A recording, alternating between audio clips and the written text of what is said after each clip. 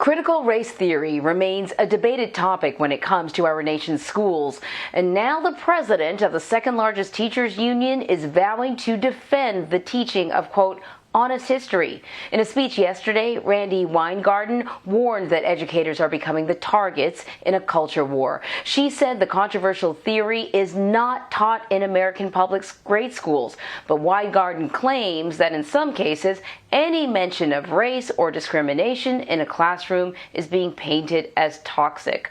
Local school board meetings are becoming battlegrounds in the debate. A recent article from USA Today details how protests and arrests have become the new normal at these once poorly attended meetings. Let's bring in the author of that article and now reporter at USA Today, Ryan Miller. Thank you so much for joining us.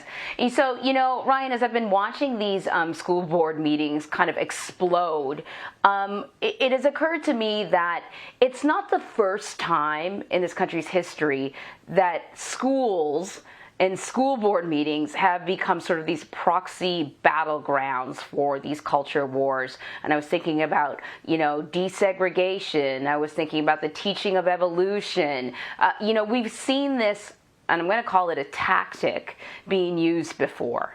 So now, the topic is critical race theory, which is, something that was debated or taught in like law schools. How did it go from that as kind of an academic conversation to a conservative talking point to, something that we are seeing being discussed at school board meetings across the country? Good morning. Yeah, thank you for having me. That's right. So this sort of is not necessarily a new thing to have school board meetings time and time again sort of become a venue for larger national discussions. You mentioned evolution. Debates have been around sort of school prayer as well. I think what's sort of important to point out with this current debate is kind of a twofold things that are going on. On the one hand, you sort of have the COVID-19 pandemic. And what we're sort of seeing is school boards are making a lot, some very important decisions as it relates to reopenings, precautions in schools.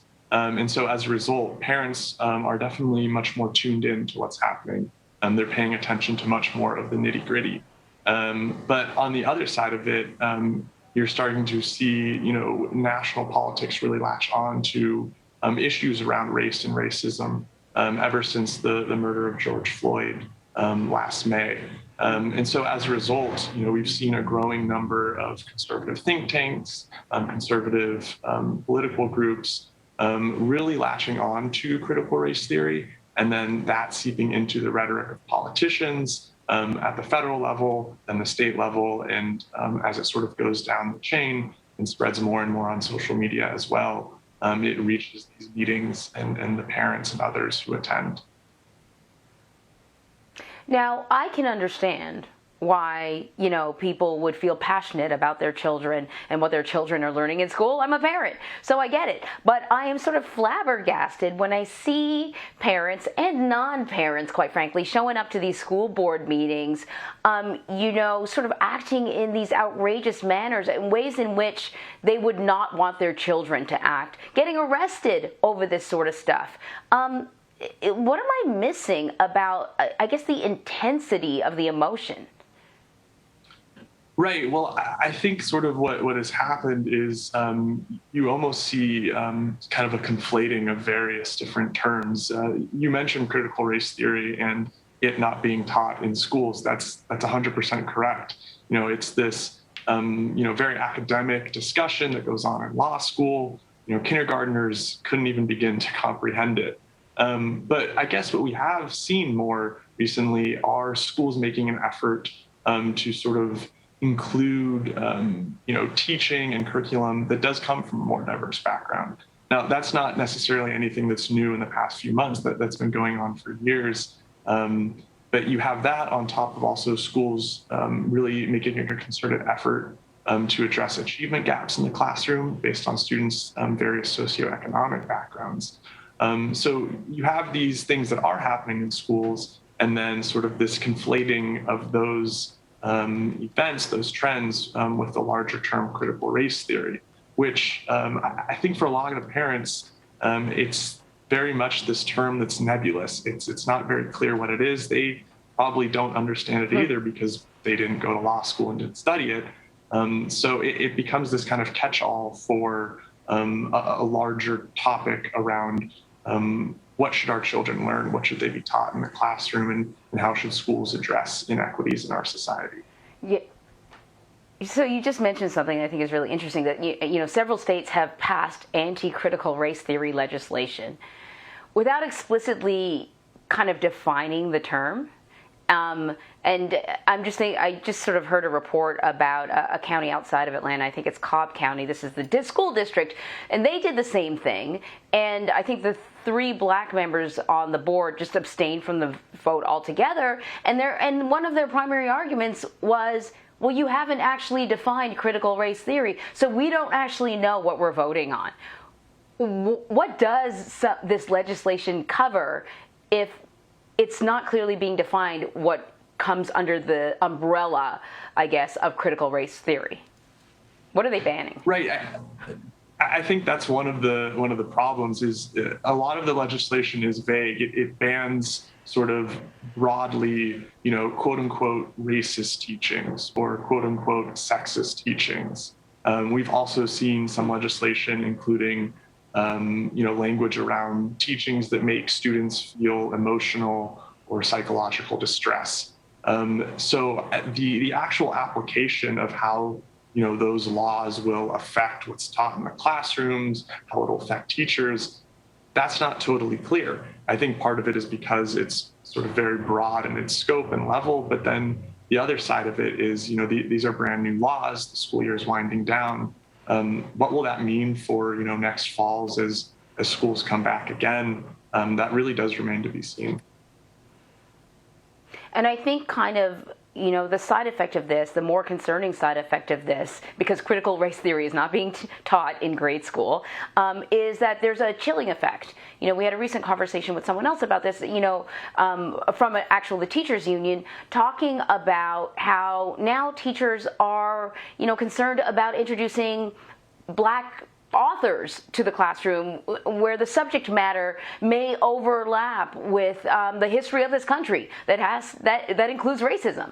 And so now, students are not being introduced to the range of tools that could help them teach about the history of this country. Thousands of teachers have signed a petition saying that they will continue to teach about systemic racism in the U.S. despite these new laws in some states. Could this set off like a legal battle between the unions and local governments?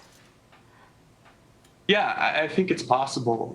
What we heard yesterday from Randy Weingarten, the head of the American Federation of Teachers, is that they are setting aside more funding to defend teachers in these cases. Some of these laws very specifically say that teachers who touch on these topics, again, like we previously mentioned, nebulously defined topics, they could face potential legal action. They could face fines.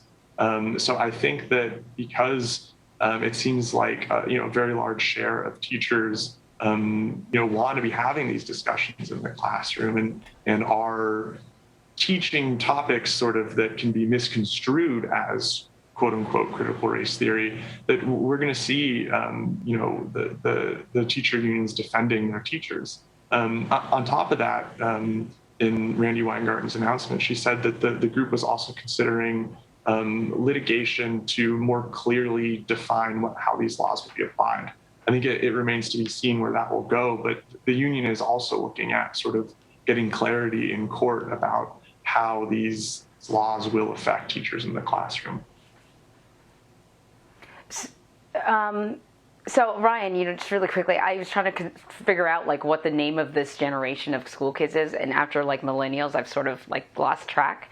But I wondered if one thing about this sort of younger generation that I have noticed is that they don't mind calling out their parents for behavior that they don't consider progressive enough. I'm wondering if this might have a little bit of a sort of a counter effect, and kids will seek out this stuff. In your coverage, have you seen student groups saying no, this is the stuff that we want to talk about in our classrooms?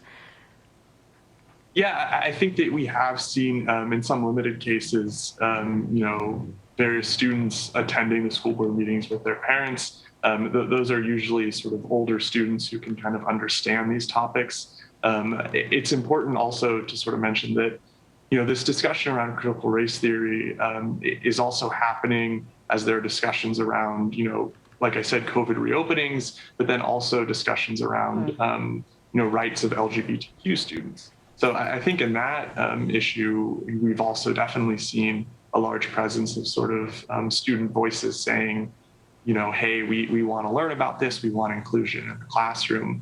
I think it will be really interesting to see come fall how, curriculums change and how sort of we see maybe a wave of student pushback to some of these broader conversations. Because, as I was doing the reporting for the story, one of the things that sort of we always came back to was, well, how will this affect kids as they see their parents, going to the school board meeting, fighting, yelling, just screaming at school board members. What is seeing that? How does that have an effect on their psyche and how they learn in the classroom? Yeah, great questions. Ryan Miller, thank you very much. Thank you.